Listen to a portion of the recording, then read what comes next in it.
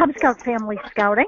The two little girls are a couple of Tiger Cub Scouts who are from Wisconsin, and I was able to go to their first den meeting, and that was in February, and they were pretty excited. That was as the meeting was about to begin. The next slide is our early adopters. So there was an opportunity for councils across the United States to be sort of beta testers of the notion of girls in Cub Scouting. So councils could opt in for that process. And as of just a couple of days ago, we had 165 councils who had chosen to do that, 737 Cub Scout packs across the country, and over 4,000 girl Cub Scouts that we have registered right now. And again, these are the early adopters. The next slide shows how packs will be structured. I want to make certain everybody understands this. There's been a lot of confusion in the media that it will be co-ed, and I want to clarify that. It's not co-ed. Cub Scout dens will have either Cub Scout packs will have either all boy dens at each program level, or all girl dens, or they will be a family pack. So a family pack will have boy dens at each of the program levels, and separately it will have girl dens at each of the program levels. And we'll have to have an adult female present for any activity that involves a female youth. A pack might decide to remain an all-boy pack with all boy dens only. We're hoping that most of our packs will convert to family packs. I've been doing some checking around the country, and from what I'm hearing, it sounds like upwards of 80 or 90% of them are planning to convert and become family packs that have both girl dens and boy dens. And then the other option is for someone to start a new pack, an all-girl pack, with girl dens only. The next step is what everyone should be doing now. It's steps to welcoming girls into Cub Scouting. The first step, of course, is to converse with the chartered organization and get their approval. So unit leadership by now should already have met with someone from the chartered organization to get the approval. It doesn't have to be a face-to-face meeting given the constraints of people's time and schedules. It could be done in a telephone call, but a face-to-face meeting is best, and it's really imperative that that be done. So it does need approval from the chartered organization, and we're hoping that all of the units have done that by now. This is also the time of year to begin approaching parents to recruit the new den leaders and the new pack leadership if you're forming a new all-girl pack, recruiting pack leadership. So recruiting parents to become den leaders. Some of you have heard me say this before. Don't lock them in a room and tell them that no one can leave until one of them becomes a den leader. Instead, give thoughtful consideration to who would be the very best person to be the den leader for that den. And then vet that person, make sure you've got the right person in mind, and then approach them, probably not in a group setting, but just approach them, set up a time to meet with them, and actually recruit them to become a den leader or assistant den leader. They could be co-den leaders too, that's fine. And then begin working with your fellow volunteers to begin recruiting all the families for the new dens. Next slide. This is what the handbooks look like. They're going to be in Scout shops. They are in some Scout shops already. I think they may be in Bay Lake Scout Shop next week, but Brent may know the answer to that one. We want to be really clear. This is a whole process of sort of clarity and simplification and making things really intuitive for parents to follow. So these are all color-coded. I wanted the cover of each handbook to actually look like the badge that the scout will earn upon completion of the rank. The handbooks are going to be coil bound only, and the coil, so that when they're on the shelf, you might say, oh gosh, which book do I have? The coil colors will actually match the color of the handbook cover, which matches the cover of the rank. If you look on the next slide, This is an example of a couple of pages out of the Wolf Handbook. And you'll see what we've done is we've got in the lead photo for each adventure, we've got a photo of girls there. And we've updated all the handbooks to include approximately 50% photos of girls, 50% photos of boys, but we're careful to show them as girl dens or boy dens. There are some photos of pack activities where you may see boy dens and girl dens together in a pack activity, but when we're showing them as a den, we're going to show them as single gender, which is what they are. The language of the handbooks has also been rewritten so that it's gender neutral. We've updated the handbooks. I think many of you may know that the Cub Scout requirements were modified at the end of November 2016, but new handbooks weren't printed because there was still a lot of handbook inventory available. So we finally have done that. The requirements now match what the actual requirements are. The requirements have been updated. And when you open the book to each adventure, it'll have the name of the adventure, the photo, and then right away it'll tell you whether it's a required adventure or an elective adventure, and it'll tell you what the requirements are. And then there's a snapshot of the adventure, and then following that are all the requirements themselves with some instructions. Flip to the next slide. Here's another adventure, and this one shows a boy den with the scouts playing soccer there. The photo on the right, within that very same adventure, we depict a girl den with girls playing t-ball.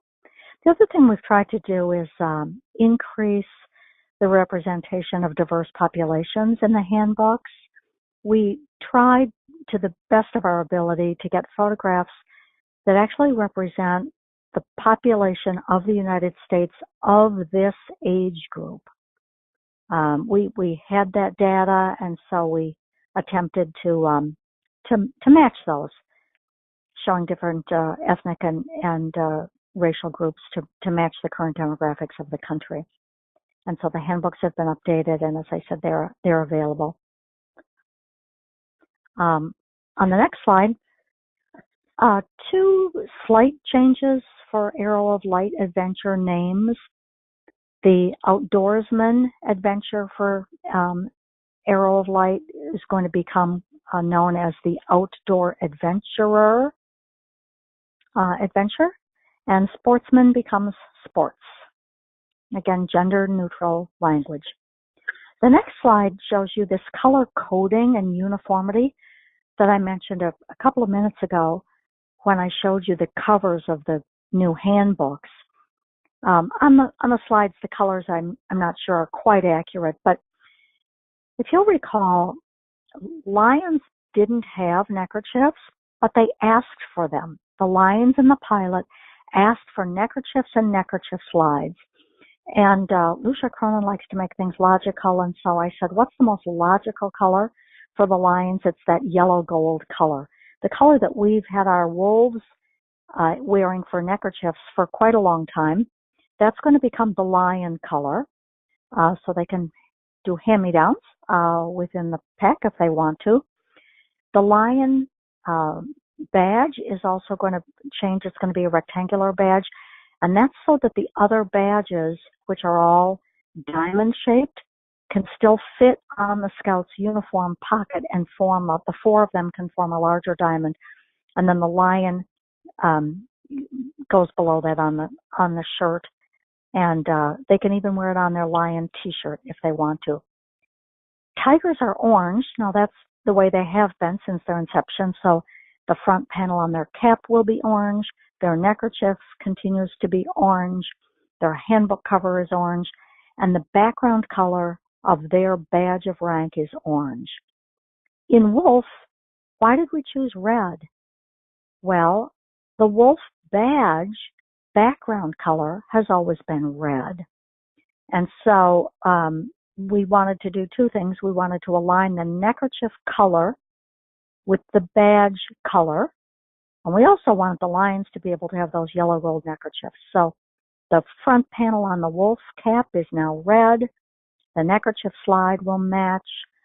The wolf neckerchief is red, and the wolf handbook cover is red, and the background color of the wolf badge is red. Bear keeps their same light blue neckerchief that they've had, the same light blue cap. The bear badge, if you'll remember, was a sort of a light, kind of an aqua green. That is going to change a bit, and it's going to become light blue that matches their neckerchief color and their handbook cover and the rest of it. Webelos will be the green and also the plaid that you're familiar with. We'll just flip through these next few slides, and you'll see what I was talking about. So the next slide shows the Lions uniforms with their cap. Let's see, I don't think we have a tiger in here, but there's a wolf. It's kind of fun to see those wolf girls in their neckerchiefs and caps and their uniforms, isn't it? Next one, there's the bear. And the next slide shows the Webelos uniform. And there we've got Webelos girls in uniforms. Just some additional information on the uniforming. Right now, the shirts for Cub Scouts won't change at all. Webelos will be in the tan shirts. Everybody else will be in the blue, in Cub Scouts, everybody else will be in the blue shirts. It's the same shirt. They're not making a separate one for girls. But for girls, they do have available, and they have had available since right away in February, a skirt, which is a sort of a combination skirt and shorts. Those have been very, very popular. We've been selling a lot of them, I've been told. So the skirts will be available. And then a little later this year, there are going to be roll-up pants for the girls. So they can kind of roll them up and make them up. They can be full-length pants, or they can be a capri pant for the girls. Of course, they can also wear the shorts if they want to. Those still exist. And then they will also be making leggings for the girls. One of the things they noticed when they went out to take some photographs of some of the early adopter girl Cub Scouts, the ones who were wearing skirts, and the weather was a little bit chilly, they noticed the girls were wearing leggings under their skirts, and so they decided that they would make official Cub Scout leggings. So those will be available later this year too, and I think those will be popular. So that's the change to the uniform. The next slide shows the early adopter, the Family Scouting website.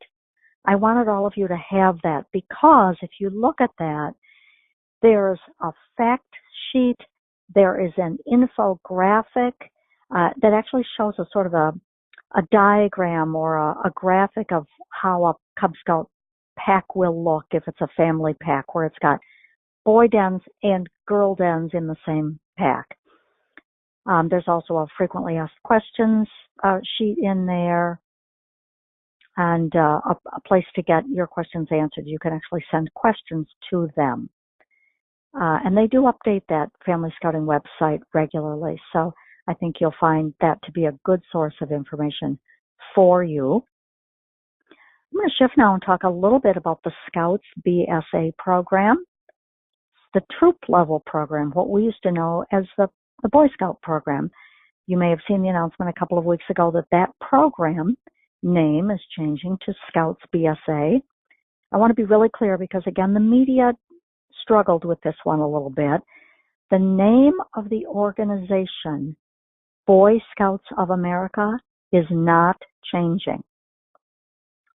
So we're all members of the Boy Scouts of America, and the youngest are Cub Scouts, and the next age group is Scouts BSA. We've got Venturing, we've got Explorers, we've got Sea Scouts, we've got STEM Scouts. But Scouts BSA is the program for 11 through 17-year-olds. All of the requirements for the badges and the ranks will remain just as they are now. Now, as you well know, those things get updated on a regular basis. They might change. They might update a merit badge book, or they might make updates to the handbook.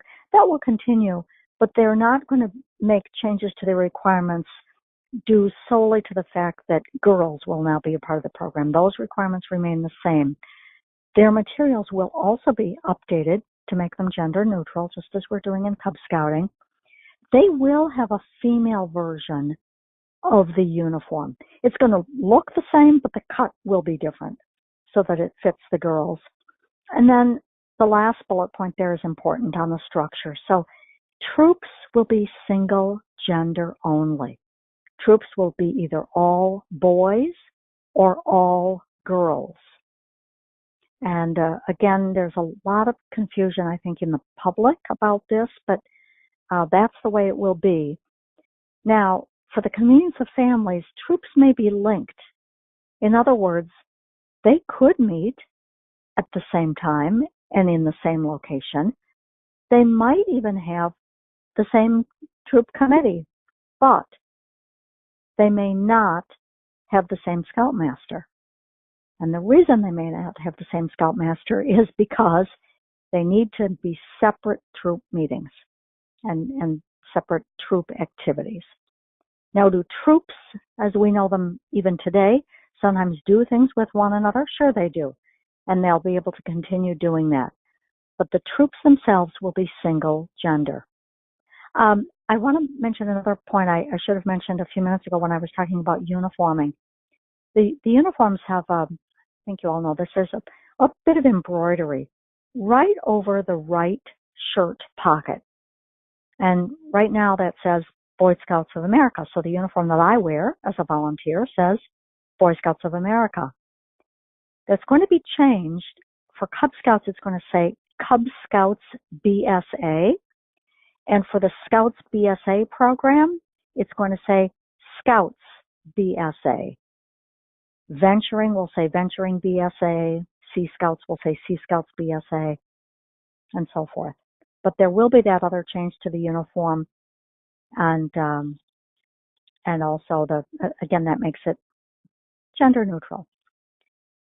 The next slide, there is an update in Two Deep Leadership Standards I want to make certain everybody is aware of. It now requires 2 registered adults age 21 or over. And I wish I could give you more information on what the adult leadership standards will be for Cub Scout dens and packs and for Scouts BSA troops.